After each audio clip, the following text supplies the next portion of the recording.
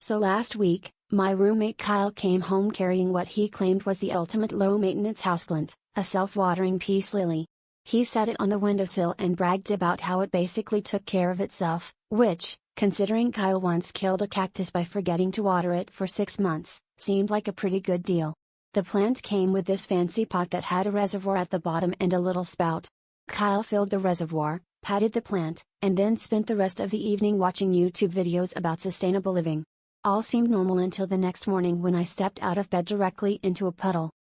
At first, I blamed Kyle, typical, thinking he'd spilled something, but as the day went on, the puddle expanded, and the living room carpet started feeling like a marsh.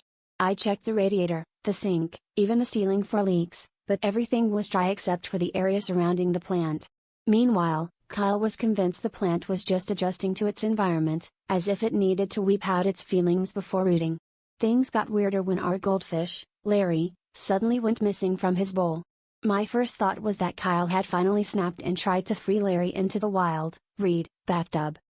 That night, I heard a strange gurgling sound from the living room. I followed it, phone flashlight in hand, only to find the peace lily's pot overflowing, water pouring out like a miniature Old Faithful, and, no joke, Larry the goldfish swimming laps in the saucer under the pot. Kyle, woken by my shouts, stumbled in and insisted it was all part of the self-watering process, because the instructions said, let the plant do the work. At this point, the plant had watered half the apartment and relocated our pet, so I was starting to think we'd misread the directions. In the end, after mop duty and a tense goldfish rescue, I told Kyle that next time he buys a self-watering plant, I'd like to see the label, because right now, it seemed less like self-watering and more like self-plumbing.